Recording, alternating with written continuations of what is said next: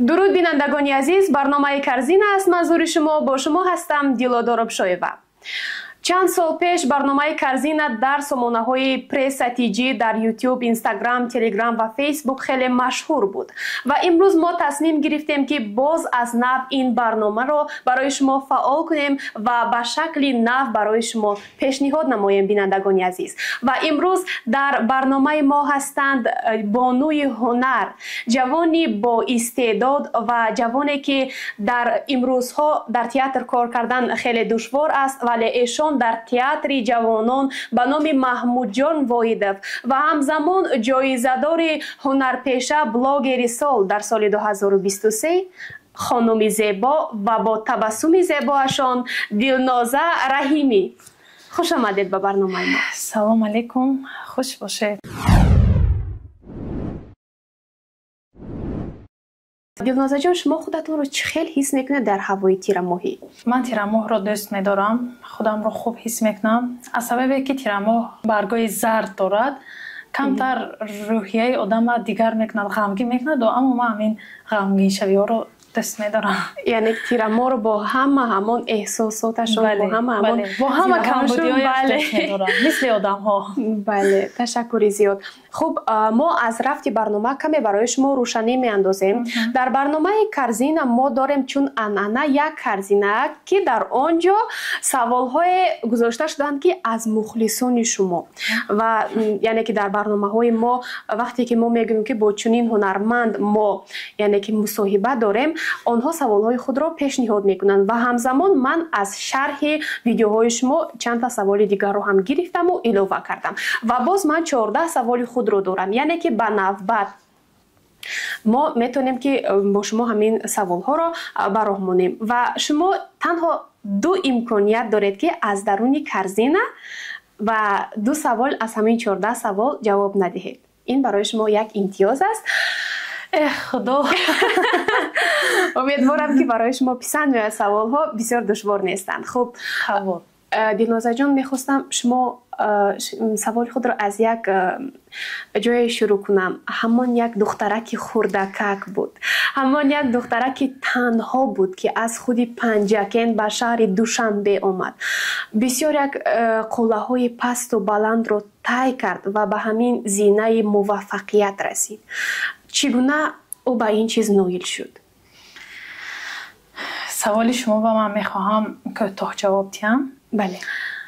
راستی گپ، شخص اگر به یک زینه به یک جای رسید و البته که عذاب میکشد، کجایی به میشکند، کجایی به میافتد، کجایی به میشکناند و یا همین چیزا سبب میشد که انسان به همون مرتبه‌ای که میخواهد رسیدن رسد. اول به خداوند باور کردن در کار، بعد به خود. همین باوری ها انسان را کامل میکند، به همه آرزویش میرساند.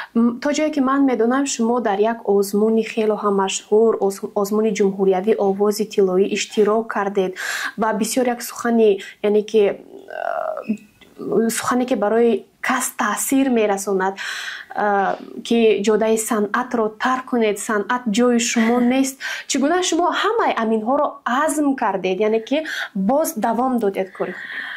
راستی گپ، سالی که من در آزمون اشتراک کردم، در آزمون آواز طلایی، خیلی جوانتر بودم، لیکن همان زمان همان جمله به من خیلی سخت رسیدگی بود و گویم که همان گپ به من قوه داد، به من نیرو داد که من با صنعت را دوام دهم. وقتی به من گفتن که صنعت تو بهترش رفت صنعت، یگان دختر شو، صنعتکار نه است، تو صنعت جای تو نیست، تو دختری خوشرو هستی، معلم شو، دختر شو. اما من که امون از دوره خردی میدانستم که من خودم حس میکردم که همین در درونی من چیزی هست، چی علابه هست که باید من روشن کنم، برآوردن در کار. اما من گفتم من حالا مثلا هیچ جا نمیروم، حالا من یک شخص میشوم که شما را بینید و بگید که санаат ҷояш аст. лекин вай кас дар ҳамон сол ба ин хотир ин ҷумлаҳоро гуфтанд ки аз сабабе ки он кас дар кори худашон ҳирфаӣ ҳастанд, гуфтанд мумкин гуфтанд аз ту ҳофизаи хуб намебарояд, чун шашмақомхонӣ хеле худатон медонед қин аст.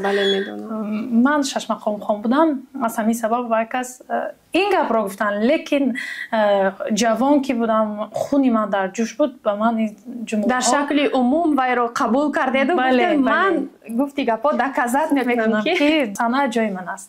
модаратон ҳам то ҷои ман медонам ҳозирҳо дар комментарияҳо бисёр шуморо дастгирӣ мекунанд. албатта аллакай фаҳмиданд ки бале соли 2022 дар як филм, дар як филми бисёр қисм ки ном дорад қишлоқи сангин, дар ютуб каналҳо ҳамон солҳо дар шабакаҳои иҷтимоӣ пахш шуда буд. шуд нахуст намоиш ва ман модарамро гуфтам ки ман мехоҳам ки шумо биёед ва модарам вақте ки омаданд дар ҷое маро диданд ки гӯем ҳунармандои ҳирфаӣ буданд, дӯстҳои ман буданд, дар экрани калон духтарашонро, нақшофариашро диданд, бовар карданд ки духтарашон калон шудааст, дигар духтари хурдакак нест. гарчанде мо фарзандо ҳама вақт калон мешавему, дар назари падару модар хурд метобем. модари ман ҳамҷо фаҳмиданд. ман дар ёди ман ҳаст ки вақте ҳама маро меомад табрик мекард, чӣ хел модарам ифтихор мекарданд, чӣ хел хурсанд буданд ки ман духтарашон ҳастам. мо бисёр саволҳои худро бисёр додем, қариб 5 саволи худамро додаму аз корзиначаи худамон фаромӯш кардем. ҳозир мо мебинем ки саволи нахустинро шумо аз мухлисон мегиред, аз корзина. ман мегирам? бале, шумо мегиред, барои ман медиҳед, ман ба шумо мехонам.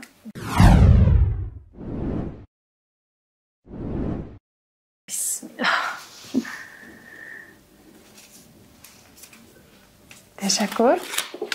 хуб,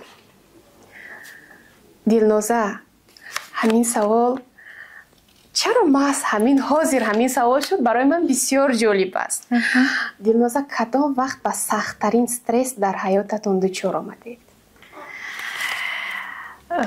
умуман буд ҳамин хел? бале ҳамон соле ки яъне соли гузашта, вақте ки падарам, албатта марг аз тарафи худованд аст, аз сабабе ки марги падари ман ногаҳонӣ буд, дар авҷи ҷавонӣ, дар авҷи ки бояд падарам канорам мебуданд, яке ҳамин хел бандагӣ карданд, марг омад суроғи вай кас. бисёр барои ман сахт буд ин чиз. ман хеле стресси калон гирифта будам. ин ҳам дар 24 солагӣ ин чиз рух дод. ман саломатиамро гӯем ки аз даст қариб медодам. қариб. худо ба шукр. бале ин чизоя ман медонам. бисёр аз нафарҳои наздики ман мегӯянд мо ҳам падару модарамонро аз даст додаем, ту чаро инқадар сахт мегирӣ? аммо онҳо намефаҳманд ки дар айни ҷавонии ман, дар айне ки бояд падарам мебуданд, дунё бероҳӣ кард. ман бисёр аҳамият медодам. шумо дар якчанд историяҳои худ гуфтед ки бисёре аз шахсоне ҳастанд ки яъне ки ҳамдардӣ накарданд ё ки шуморо он гунае ки шумо аз онҳо интизор будед дастгирӣ накарданд. ин махсус як одамои аниқ буданд ё ки шумо дар умум аз наздиконатон дар назар доштед? Не, албатта ки ин чизоя ман медонам ки дар ҳамон вақт бисёр инсон эҳсосотӣ мешавад. ба ҳама нуқтаҳо диққат мекунад. чаро ман ки ҳамин одамонро ба худам тез қабул мекунам, тез наздик қабул мекунам. ин хатогии ман аст. ва ҳамон замон ҳамин чиз шуда буд ки ман профили инстаграмии худро сиёҳ монда будам, ҳама ҷо сиёҳ. ва якчанд нафар дӯстон ман дидам ки ин чиза бояд нагӯӣ, бисёр кӯдакона аст. ҳамон лаҳза мумкин эҳсосотӣ шудам, ин гапҳоро гуфтам, дар сторис навистам. баъд дидам якчанд нафар аз дӯстои ман ки бояд онҳо канори ман мебуданд, бояд ту дӯст ки ҳастӣ дар ҳамихел рӯзҳо дасти ман нагирӣ, вагарна рӯзҳои хурсандӣ одамо гирди ман зиёдам. баъд дидам аз ман гӯем ба забони тоҷикӣ чӣ мешавад, отписатсия кардан, ба забони русӣ отписатсия кардан. баъд ман савол додам ки чаро? баъд гуфтанд ки ту дигар ҳеҷ чиз намепартоӣ дар инстаграми худ, сторис намемонӣ. хуб ҷолиб нести. баъд гуфтам не ҳар касро бояд дӯст гӯию ба худ наздик қабул кунӣ, аммо куҷое бошанд, саломат бошанд. мехоҳед ки як савол аз Корзина гиред ё ки ман барои шумо диҳам? хуб, аз Корзина. бисёр нағз дидаи Корзинаи моро.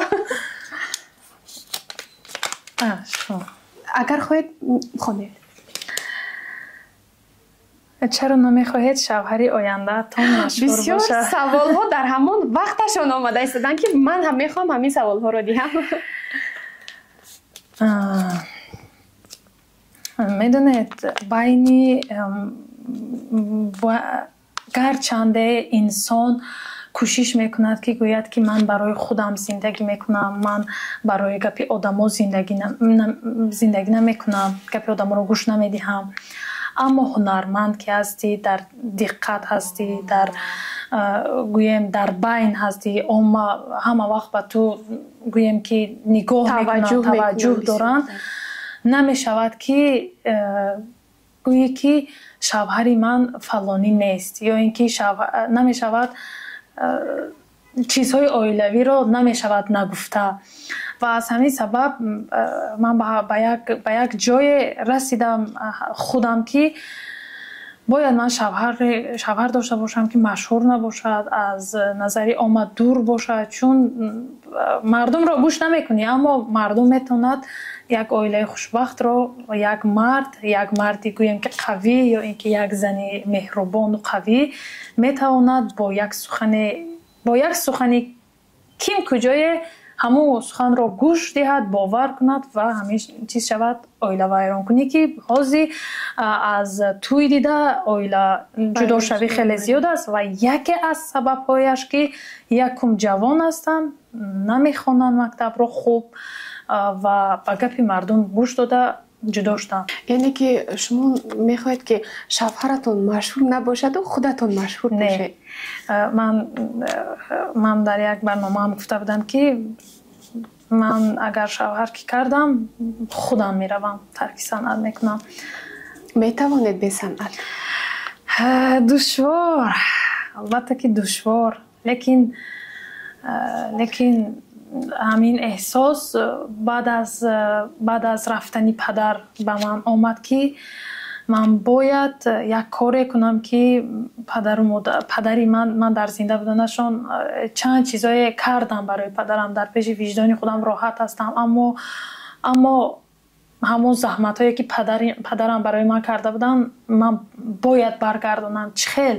вай кас аз сабабе ки бандагӣ кардан, ман бояд чӣ кор кунам? ба ғайр аз раҳмат дигар ҳеҷ чизе наметавонам ман касба расонда. барои мин бояд коре кунам ки шавҳар аз ман розӣ бошад. чизе ки худованд мехоҳад, бояд шавҳар кунӣ, аз худат насл монӣ. касе гӯем ки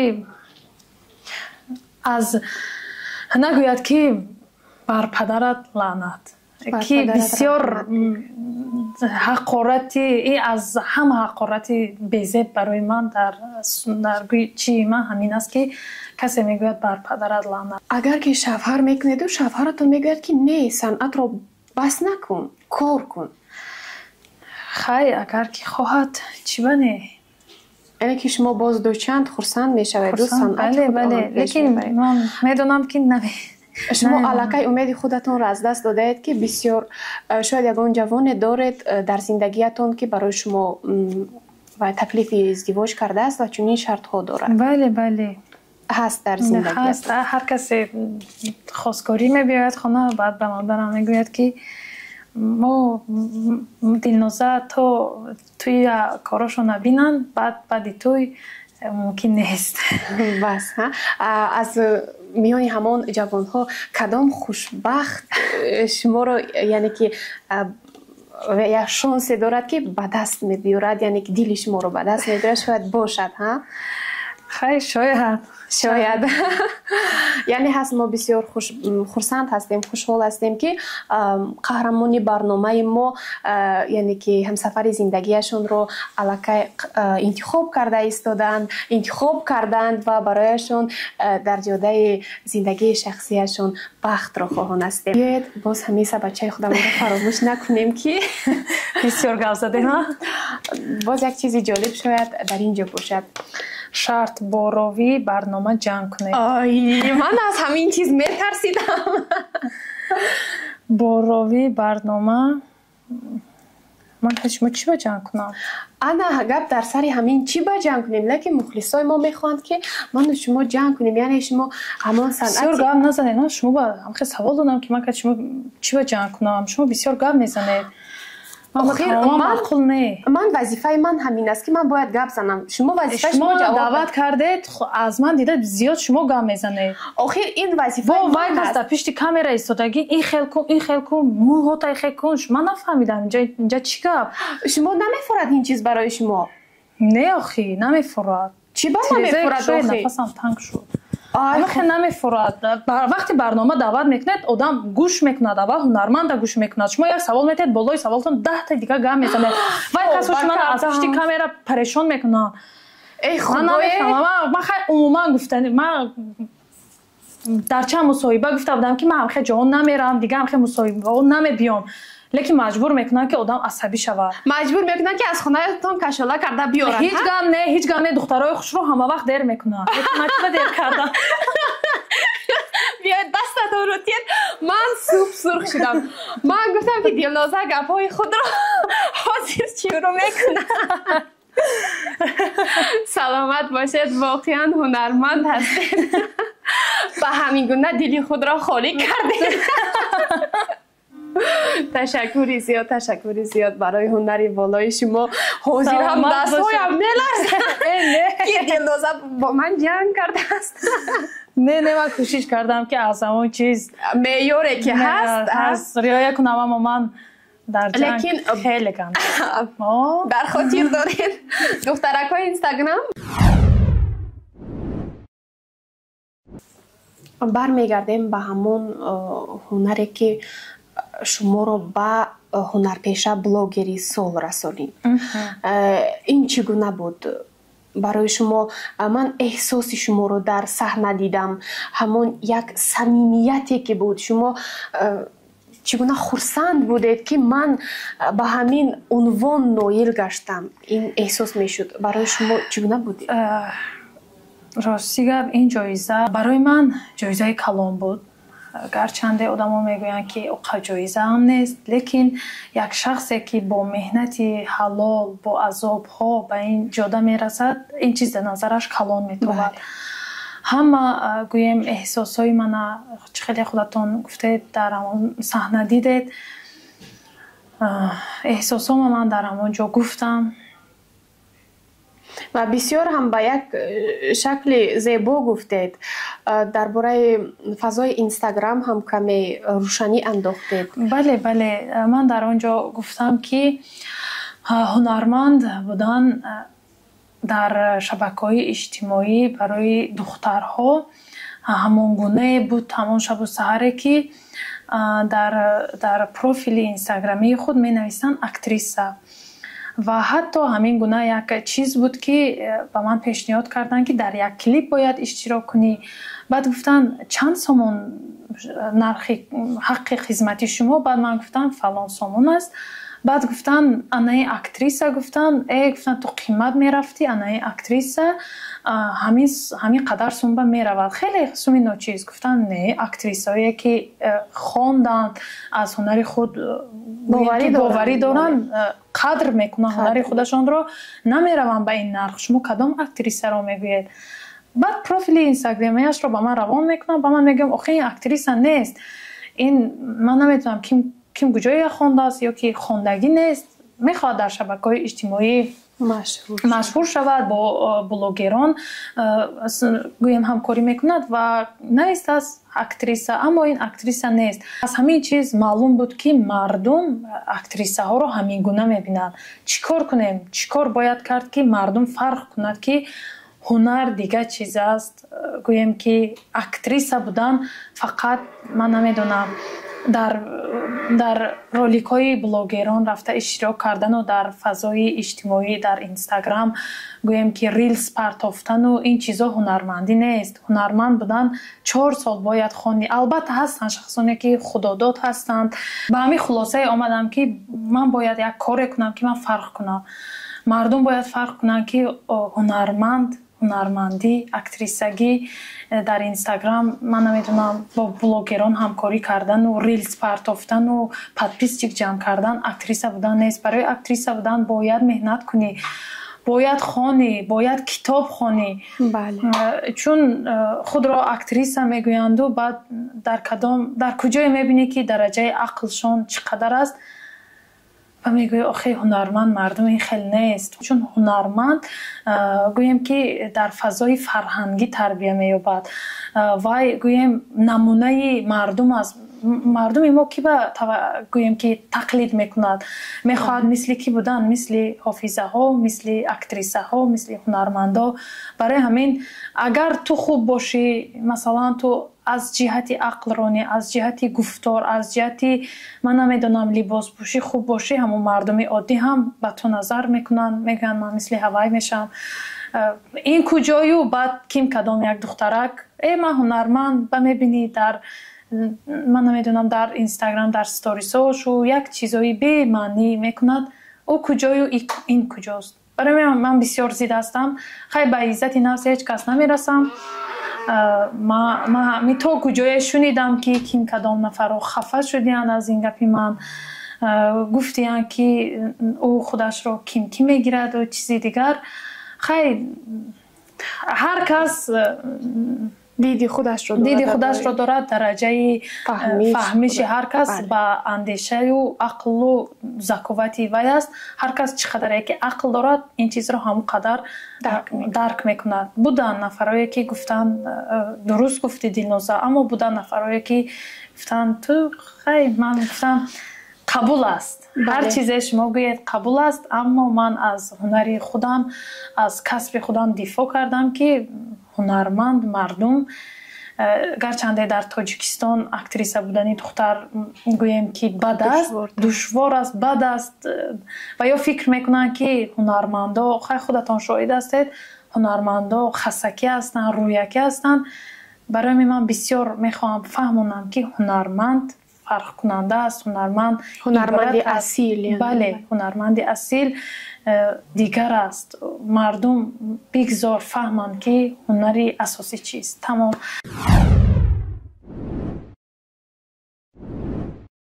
дар байни дӯстонатон ҳаст ҳамин хел одамое буданд ки аз шумо хафа шуданд аз гапҳои шумо? Не, аз гапҳои ман ҳеҷ чиз хафа нашуданд. ёдам ҳаст ки дар ҳавай ҷоизагирӣ дар мо 3 нафар будем аз байни духтарҳо, ман, Амина Ҳафизова ва Гулноза Хоҷаева. ман ёдам ҳаст ки ба Гулноза ҳатто дар канорам буд, ҳоло аниқ набуд ки кӣ мегирад ин ҷоизаро.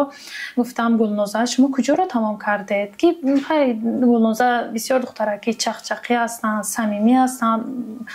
ҳамон вақт ҳамин хел бо ман ҳамин хел муносибат карда буданд. бисёр самимӣ, заминӣ, духтараки хуб.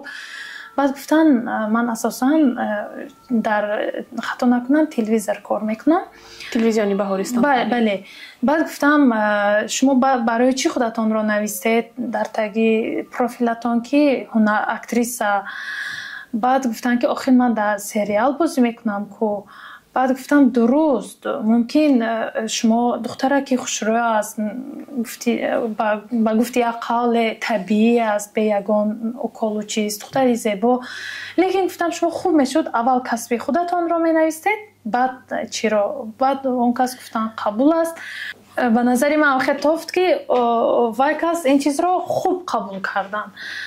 баъд бо Амина мо гуфтем ки ҳастам бо Амина ки вай худаш ҳунарманд аст, дар театр кор мекунад. бале, мешинасам. гӯем ҳунарманд ки аст ӯ. ба гуфтем ки ба ӯ гуфт Дилноз ту ҳамин духтаракро медонӣ, ӯ худашро актриса мегӯяд. баъд манам гуфтам ҳа ту ин духтаракро мешиносӣ, ин ҳам худашро актриса. баъд маслиҳат кардем бо Амина ки касе ки ҷоиза мегирад خواه امینه خواه من همین گپ رو در صحنه میگوییم. بگذار همون دخترایی که میگوین که ما اکتریساییم با 2 رولیک بازی کردن، من نمیدونم با 1-2 فیلم بازی کردن، قبول شما اکتریس، اما حرفه‌ای دیگه چیز است. شما همو اکتریس رو نویسید آخر در دایره هوای عمل کنید. بله عملشان دیگر چیز است. کار طرز نوشتن اکتریس این خیلی نیست. و گفتیم کسی که غالب آمد جایزه میگیرد، در همون صحنه این گپ رو میگوید و شما با یک طور زیبا کرده همه چیز رو من گفتم آمدم. شما چه خیلی که گفتید که دوستانتان خفه نشدن، برعکس من آمدم امینه دختری شوخ که هست. بله دیلیا گپ نیست و دیلیا میگوید دیلیا گپ نیست. گفتی گپا جیق منه، گفت گپ نیست سور گفتی ملادیس خورسان شد. گپا جایش بگفتی. نه چرا بسیاری ها میگوین دلنازه عاشق؟ من بسیار عاشق سخت شدگی هستم. فکر میکنم که انسان در حیات یک بار عاشق میشود و هر کسی همین روند زندگیش رو خوب میگذارد. تاثیر خوب هر کسی میتواند که شکست عشقی دختر رو به یک راهی کج برد، میتواند بقوت کند و خوشبختانه من خرسند هستم که من عاشق بودم. یک وقتا میسوختم، یک وقتا درک میکردم که از دست دادن انسان چی است، از دست دادن انسانی که دوست میداری چی است. گویم که تو کسی را دوست میداری ولی او بی‌وفا است و مغرور است. ولی تو تنهایی از این تنهایی ها باید لذت بری و همون وقت کامل میشوی، انسانی قوی میشوی.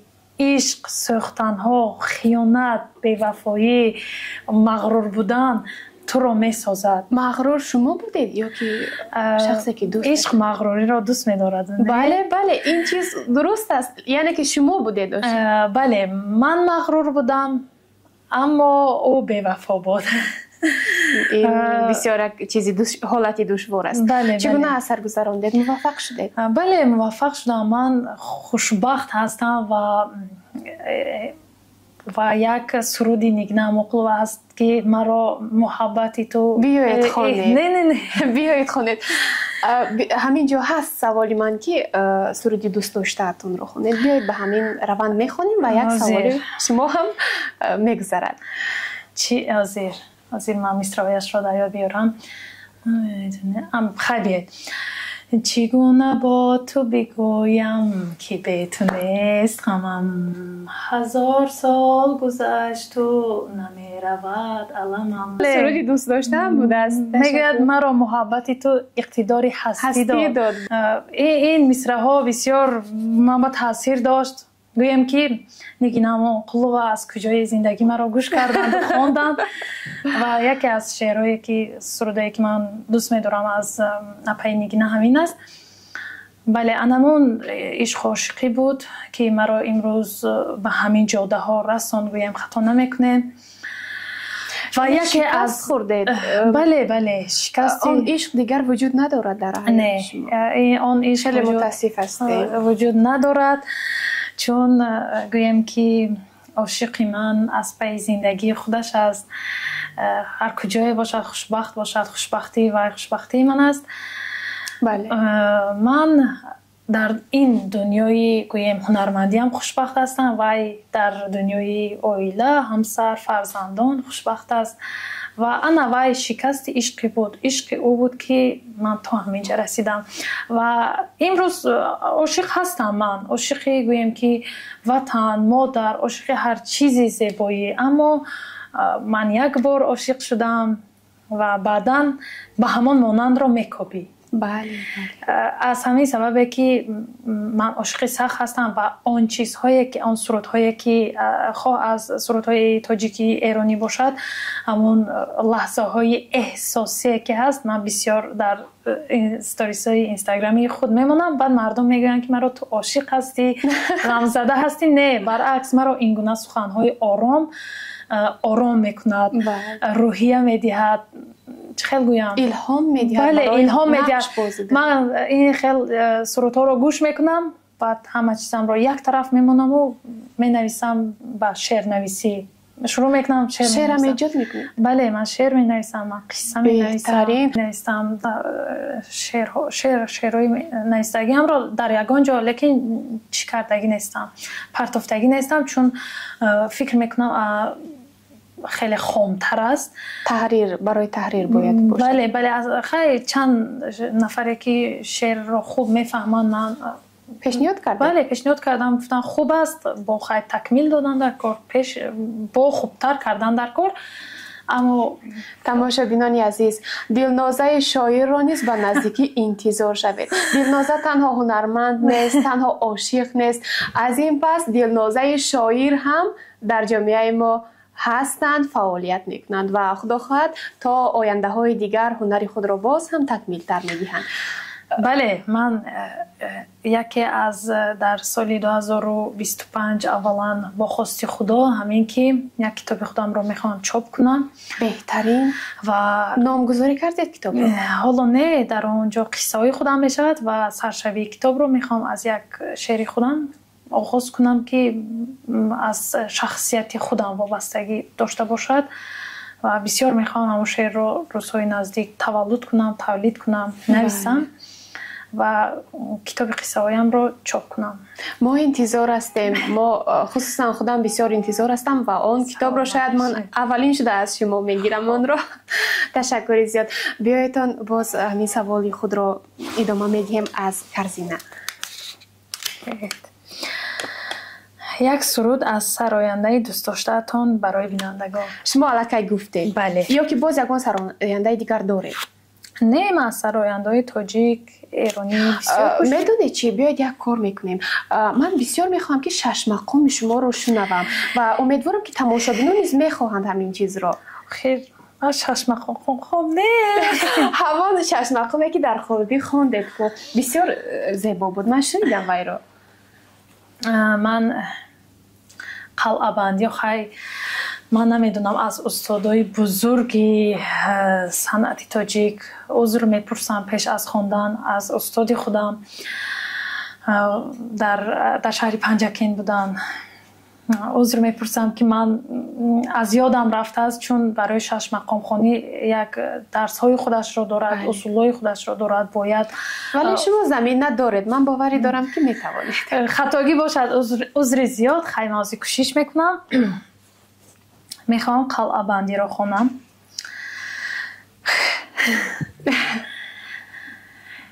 ای حضور مقدمت در زندگی برهان من، مرده بودم زنده ام کرده بیا ای جان من، مرده بودم زنده ام کرده بیا ای جان من، ای بحر پابوسی تو هر جا سر، ای بحر پابوسی تو هر جا.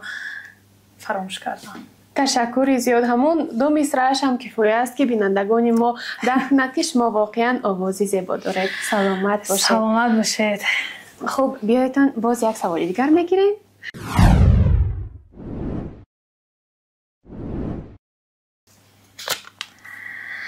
در پادکست باران و یوسف خودتان را چگونه حس کردید؟ فکر می‌کنم سوال جالب است. بله در وی برنامه البته که من یگان بار با 2 نفر مرد نشسته روبرو برنامه گذراندگی بودم. اما اگر شما احساس کرده باشید همون شرم و حیایی که دلنازه خودش داره در آنجا بود. بله بسیار احساس میشد.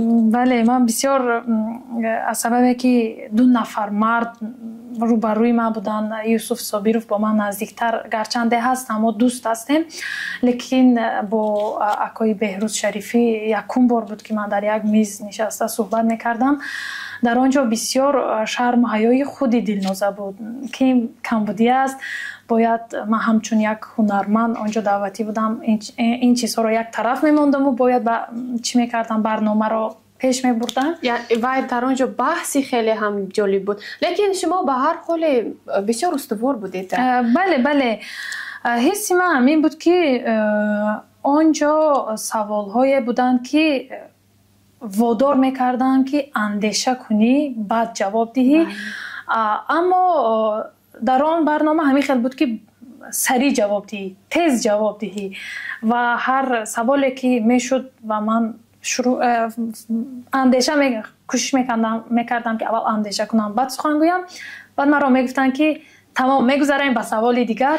این شیار شما هست. من بسیار صحبت ها با میبینم شما میگوید که یک لحظه برای من امکانیت که من اندیشه کنم. این بسیار یک چیز خاص است.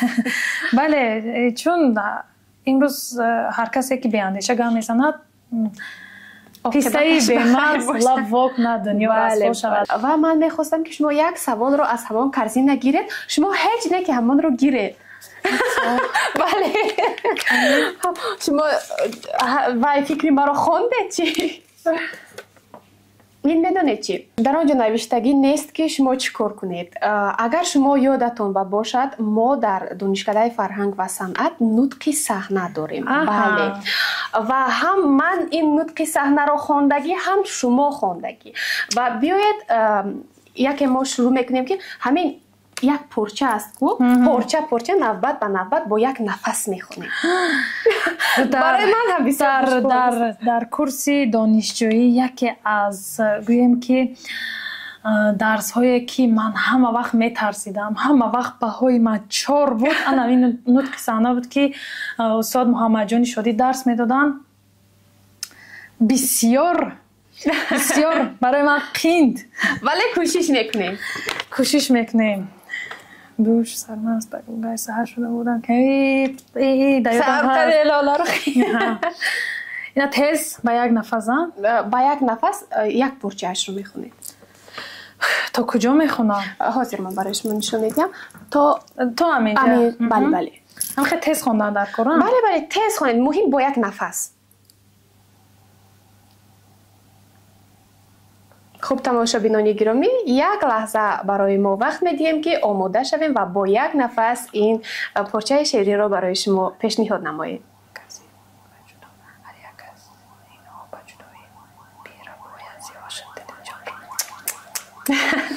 من نمیدونم از دخترش میبرم یا نه. در اون دوره استودنتی دانشجویی من نمیتونستم خیلی تجربه.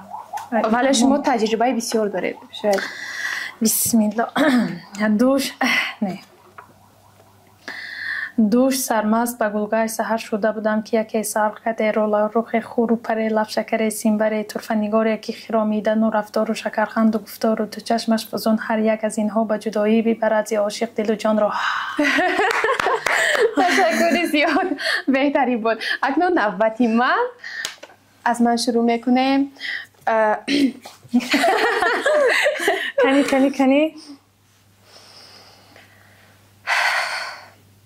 گفتم ای جانی جهان سروی روان مرمیان پیسته دهان ابرو کمان جبله جهان صرفی قدم های تو سازم اگر از راه یقین بنده نوازی بکنی بر سر و چشمم قدم رنج نمایی که بود باعث خوشحالی و فرخندگی و عینی سرافرازی این مخلصی درینی شما رو. بهای من 3 با این پس 5 نه هر دیمو 4 حاضر رفته ایستاده است. آخر الامر بسد ناز و کرشمه به خرامیدن و رفتار در آمد که تو گویی مگر این کپ که دری یا تزرر فیست. خب برای ما 2 امکانیت بود لیکن خیلی سیم امکانیت دیگر رو برای دلنازه عزیز می‌گویست. تزر وست بله. تزر این پرنده بود. تزر میدونم. تزر وست. حتی نام یک کم کورس هم تزر بود. تزر. آخر الامر بسد ناز و کرشمه به خرامیدن و رفتار در آمد که تو گویی مگر این کپ که دری که تزر است که در باغ جنان جلوه کنان. من باید دادم. تشکر زیاد. اولش را بسیار خوب خواندید. حاضر ما این مصرع دراز رو هم تکرار میکنیم. به هر حال کوشش میکنیم تماشا بینان گرامی.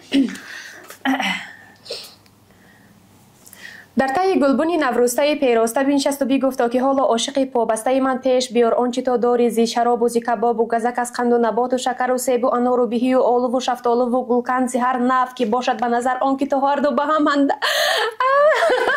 به هر حال شما خوب، شما از من خوبتر. بیایید یک بار دیگه شما. نه من دستم برداشتم که شما از من بهتر. تشکر زیاد، شما بهترین در نطق صحنه هستید. البته این یک بازی بود و شما بهترین خواهید موند. کنی چی است سوال؟ یک شرط است دلنوزه. حاضر ما با شما یک کار میکنیم. چنانه که میدانیم شما یک دوستی نزدیک دارید، سعادت سفر و لیکن اون کس که ازدواج کردن در زندگی شما باز یک شخصیتی نزدیک پیدا شده است که اون هم امینه حفیظوفا که بسیار در شبکه‌های اجتماعی شما رو یک جویا میبینیم و گمان میکنیم که یک دوستی صمیمی هم شده اید با یک دیگر. بله.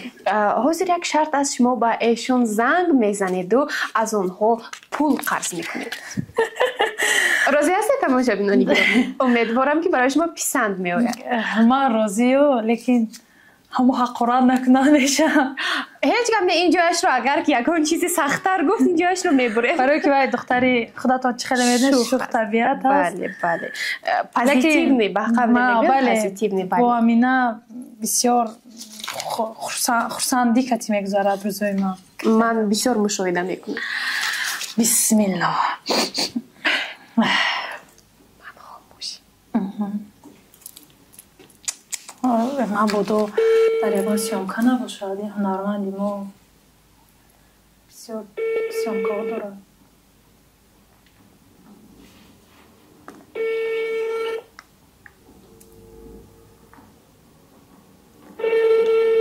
در کدام سیامکایی هست؟ ما یک حالتی باز در همین حالتهای فورس ماژور باز یک یعنی که هنرمند هم گوییم دوستی نزدیک شما قبل عذر زیاد من فراموش کردم، همون یک دختره که به شما بسیار مانند است، شما سه کسه میگردید. حاضر استید من خودم باید نامش رو به خاطر بیارم؟ زهرا. بله زهرا. با زهرا زنگ میزنیم. دوست بینندگان گرامی، ما جالبیت برنامه رو از دست نمیدیم، بیاید با زهرا زنگ میزنیم. زهرا هم بسیار یک مدل هستند با قبلی هم. بله هنرمند هم شده ایستادن. بله الله وای کس بیمار هستند. سوم نمیتیان. نه بیمار نه زهرا میدیاند لیکن خیلی بیا با خاطر دوستی شما گویا که بسیار نیازمند هستید، با همین پول قرض میگیرید برای عبید رفتن. ازی میگه چی باید لیا؟ الو السلام. چه خیلی زهراش؟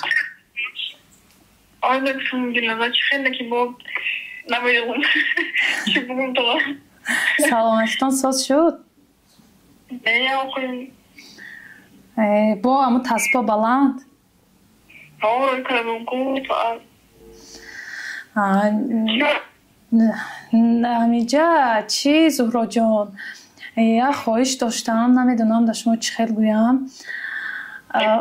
وای امی من با کمتر پول در کار امی شما داده میتونید من با چانسم امی یک 200 سامان مالیم دکتم باتم گویم برنامه است. زهرا من در یک جا بودم، یک شرط بود که من باید شما با زنگ میزدم، آخه خواهش میکردم اینجا چیشا کامera یک گلا گوش آواز شما یک گوش داشت. تشکر زیاد که دوستی خود را در این حالت تنها نگذاشتید. سلامت باشید، دوستیتون تا آخر عمر همین خیلی دوام یابد. سلامت باشید زهرای عزیز. بیاین یک سوال دیگر رو میگیریم. سوالهای ما کم شدن. تمام شد. آخه یکان مراتبه خواهشی به دیگر دولت رفته اختیاری کردن را داشتید. بله بسیار فعال است در جامعه ما. بله حالا هم هست. همه وقت به خودم میگویم که اگر امکانیت باشد میخواهم به فرانسه روم ба Париж ва касби худамро дар он ҷо давом диҳам, аммо имконият нест. имкониятҳои чӣ гӯем рафта аз тарафи мо имконият ҳаст, аммо аз ҷиҳати пуливу ин чизош шумо яъне ки мехоҳед ки яъне ки вобаста ба ҳунармандии мо дар он ҷо фаъолият кунед ё ки умуман дар ҷодаи ҳунармандӣ дар Фаронса? ҷодаи ҳунармандӣ дар Фаронса яке аз сабабҳое ки наметавонам рафта забон аст. дуруст қайд кардед. яъне ки агар ки аз шумо имконият пайдо шавад, шумо рафта дар Фаронса фаъолият мекунед, вале ҳунари эшон бисёр як фарқият дорад. яъне ки ҷомеаи мо ки шумо ин қадар ролҳои хубро мебозед, ин гуна шуморо бисёр хейт мекунанд, бисёр як танқидҳои албатта одамоне ҳам ҳастанд ки бисёр шуморо дӯст медоранд, вале баръаксашон ҳам ҳастанд ки бисёр хейт мекунанд, шуморо калимаҳои бад менависанд. шумо ба ин чиз фикр кардед ки вақте ки дар Фаронса мераведу фаъолияти ҳунармандиятонро давом медиҳед, яъне ки дар он ҷо бисёр филмҳои ба таври гӯем кушода ҳам ҳастанд, шумо ба ин чиз чӣ гуна назар доред? ман ҳама вақт мегӯям ки агар имконият шуд ки ман ба Фаронса равам, ман чизе ки онҳо мехоҳанд ҳамон чизро мекунам, лекин аз гуфти гапҳо ки аз меъёре ки качшину рост гап зан мегӯянд чизе ё амихел гарчанде ки кушода мепӯшӣ, аммо дилноза бо шарму ҳаё монад.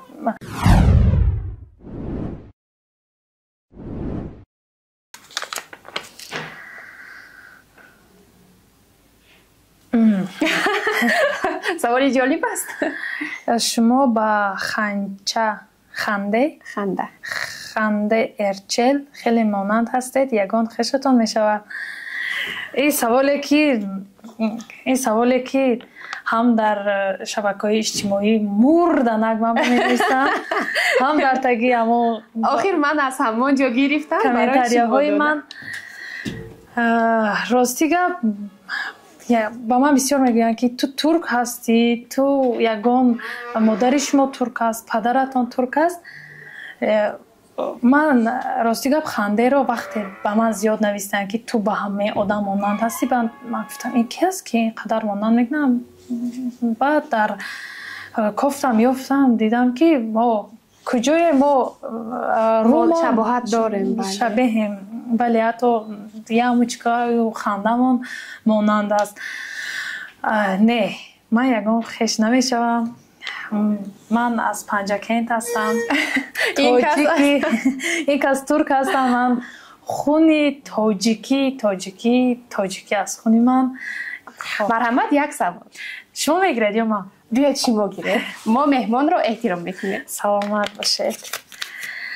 шумо барои пеш бурдани блог дар Инстаграм ва ҳам кор дар театр аз куҷо илҳом ва қувва пайдо мекунед?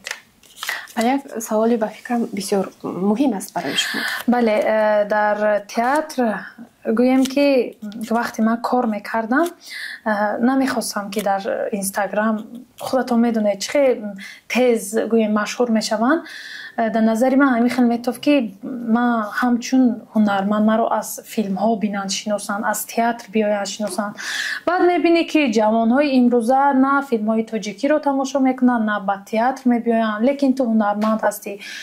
баъд як филм мешавад, баъд ман меравам дар он ҷо нақши ман гӯем ки дуюм дараҷа аст, ба ким кадом моделе дар нақши асосӣ. ба ман ба коргардон савол медиҳам ки чаро мо дорем дар ҳамин сину сол актрисаҳои хуб дар театр, чаро вай не маҳз ин модел? баъд вай гӯем ки вай коргардони ҳамон филм мегӯяд ки охир ин шинохтааст, чеҳраи шинохтааст, филми маро тамошо мекунанд. баъд ман мегӯям ки бояд барои ҳунарманд бошӣ, аввал ин ки худатро созӣ, номи худатро созӣ, чеҳраатро шинохта кунӣ. баъд ин чеҳра, ин ном ба ту ризқу рӯзӣ биёрад, нон диҳад. ва бояд, ман фикр мекунам ҳунарманде ки устоди ман ҳама вақт мегуфтанд ки ҳунарманде ки дар дили мардум нест, онро мардум намешиносанд, вай ҳунарманд нест. ташаккури зиёд, бисёр ҳам хуб қайд кардед. ҳоло дар театр кор намекунед ба фикрам, хотима бахшидед? не, ман худам аз аз шабакаҳои иҷтимоӣ дуртар шудам ва аз театр ҳам барои як чанд вақт рухсатӣ гирифтам. рухсатӣ гирифтед ё умуман? Не, рухсатӣ гирифтам, гуфтам ҳар вақте ки ҳоли ман хуб шуд, ман мебиёям ва ҳамин хел аризаи худамро навистам, рафтам. бале, умедвор ҳастам ки ҳамон мухлисони шумо ба монанди ман ва дигар одамоне ки шуморо бисёр тамошо мекунанд, умедвор ҳастем ки шумо боз ба театр бармегардед ва фаъолияти худро дар театр идома медиҳед. Дилнозаи азиз барои шумо рӯҳияи баланди касбиро орзуманд ҳастам. худо кунад ки ҳамон истеъдоде ки шумо доред, яъне ки зина ба зина ҳамон истеъдоди шумо боз ҳам бештар гардад. ҳам дар театр, ҳам дар инстаграм як чеҳраи муваффақ бошед, як намуна бошед барои ҳунармандони оянда ки онҳо касби худро дӯст доранд ва ҳунари худро эҳтиром кунанду барои халқи тоҷик дар самти ҳунармандӣ хизмат кунанд. муваффақ бошед. барои шумо барори кор ташаккур ки дар барномаи мо иштирок кардед. саломат бошед. раҳмат ки шумо ҳам бовар кардеду даъват кардед ба барномаатон.